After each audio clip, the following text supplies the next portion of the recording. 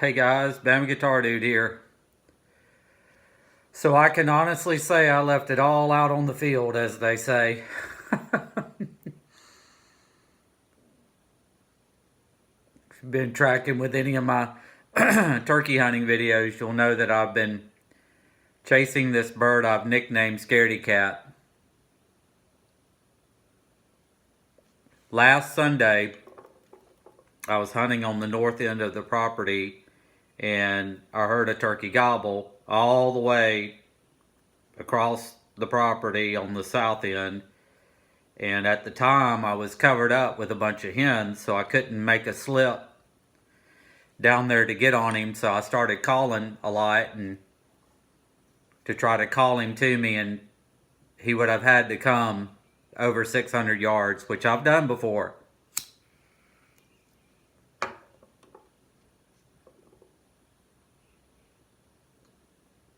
He did not come.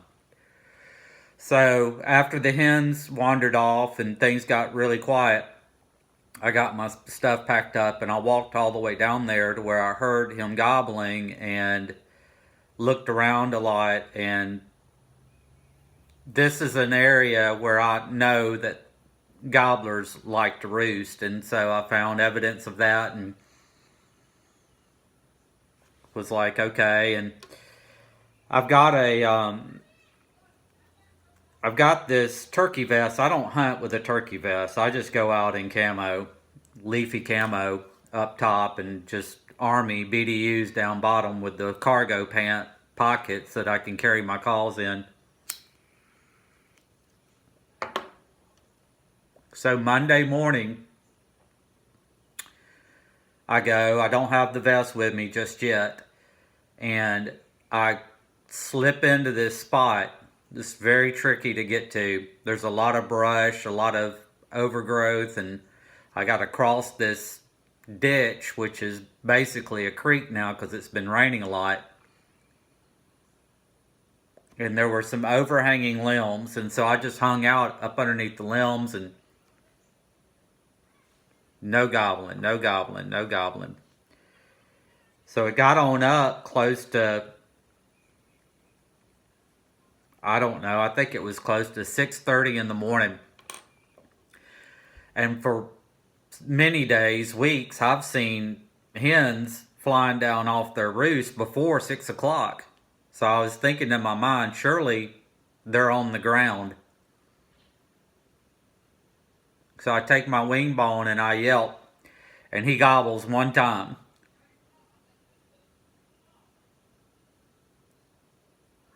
Up in the tree on the roost. So I hate calling the turkeys and gobblers up on the roost, because a lot of times when you do that, not always, but a lot of times when you do that, they'll stay on the roost a long, long time, and it's impossible to get them down. Well, he came down, but he flew the other way and went the other direction away from me. So right then and there, I knew I was dealing with Scaredy Cat. So this turkey hunting vest that I've bought from a buddy, it's got a kickstand on it. And so you can set it down and you can lean up against it, kind of like my little beach chair thing that I bought at Bass Pro years ago. It's set up on the north end, so I moved my turkey vest down on the south end, up underneath those overhanging branches, so I'm in the shadows next to this ditch creek thing, and well hid. Well hid. I mean, it's an awesome setup. I've been waking up at 3 o'clock every morning to hunt this turkey.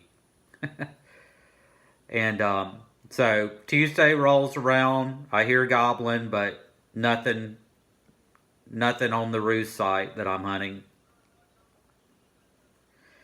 And what I learned is on this bird is I was going to have to hit him with lead off the roost, because he likes to hang up off roost, and if you can't get him off the roost, he wanders off the property, and I can't hunt him on property I don't have rights to hunt on, right?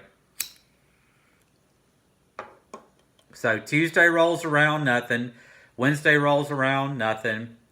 Thursday rolls around.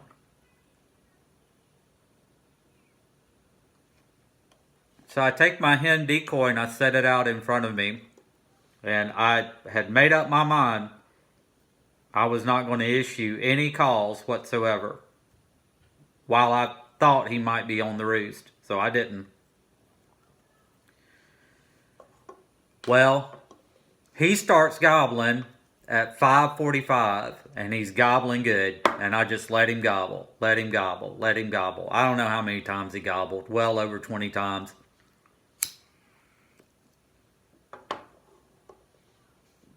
Finally, he pitches down off the roost. He lands to my left. My gun is facing forward, so I got to move my gun to try to get on him, but I could tell when he pitched down and landed in the pasture, he was out of gun range. So now I got a dilemma on my hands. And so I take my wing bone and I yelp. 3 little soft yelps. Yep, yep, yep. And he looks over at my hen decoy and he is not liking it. This is what my season has been like all season long. These turkeys will not commit to coming into my setups. Whereas for 20-something years, I've been hunting birds that will commit and come into my setup. Not this year.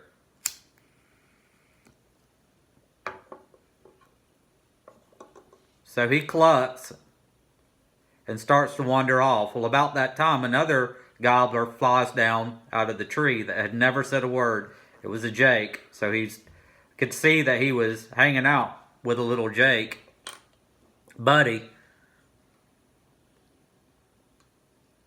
Of course, I'm not after the jake, so they both wander off. So that was Thursday morning. Friday morning, I take a break. It stormed here Thursday night, so it was all wet. And the way I'm having to get to this bird, I got to cross a grown-up pasture, and I'm just soaking wet from the dew or in the mornings, and so I didn't want to do that routine with the dew plus the rain, so I let them go Friday morning and rested up. Saturday morning, I go in with my jake decoy, thinking, all right, well, if he didn't like the hen and he's hanging out with a little jake, maybe I can fool him into thinking that his jake buddy's already on the ground and he'll come down and unite with his jake buddy. So that's what I did. I set the jake decoy out right in front of me.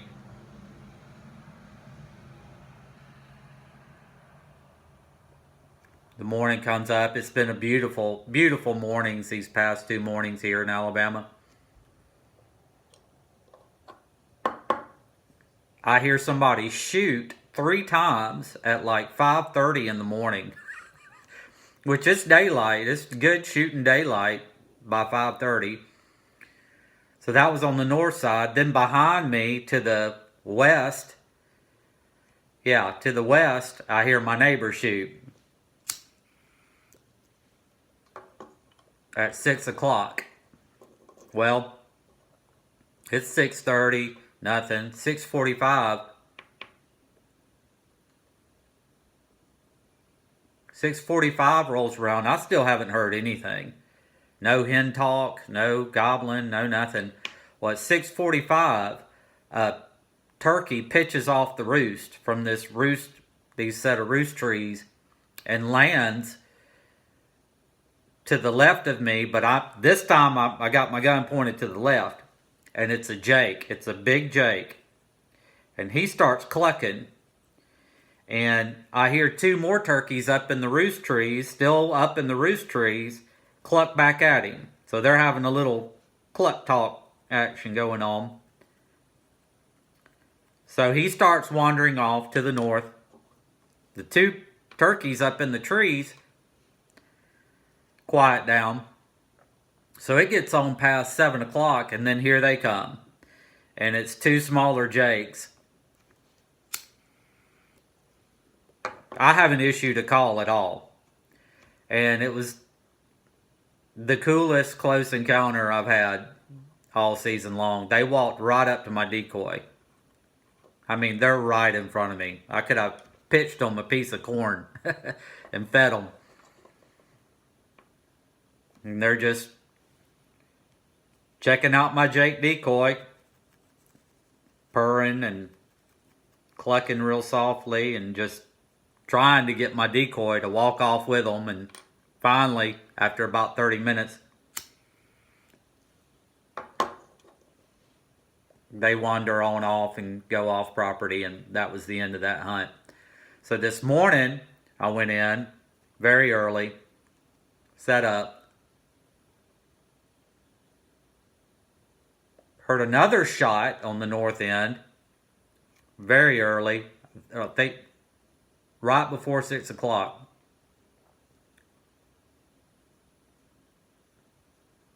And so I sit there and nothing. 7:30 rolls around and I pack my stuff up, and that's the end of the 2022 Alabama turkey season for me.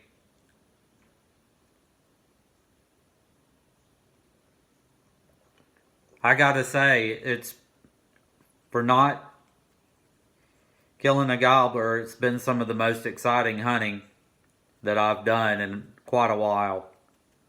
I mean, I have had so many encounters with turkeys this year. Hens, early on, a lot of real close-up encounters with hens, some gobblers. So, I don't know. I don't know if Scaredy Cat is dead. I'm sure I've heard a lot of shooting this weekend, so we'll see. Of course, if Scaredy Cat is alive, he'll be bigger next season. Hopefully dumber. If he gets any smarter, he's unkillable. But, yeah. So, that's what's happened, guys. So, we'll see what happens with Scaredy Cat.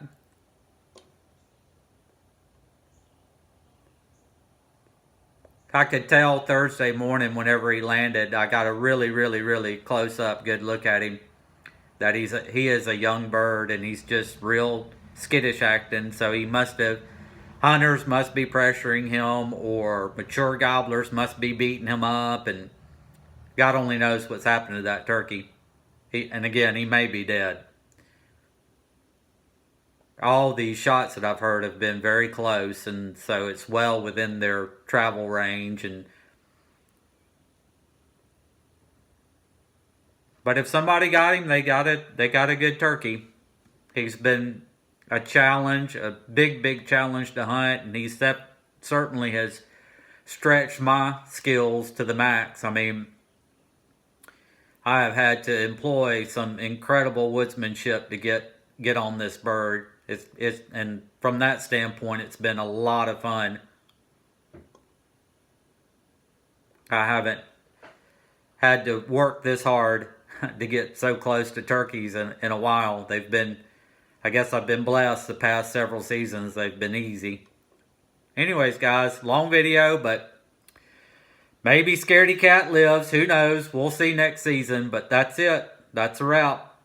Now I'm going to turn my attention to fishing, which I've been doing a little bit of fishing and catching some good fish. So got a seat coming for my kayak, so I'll probably do a video walkthrough of my kayak setup, which is a very entry-level, cheap kayak from Academy. So be looking forward to that. All right, guys, take care. Bye-bye.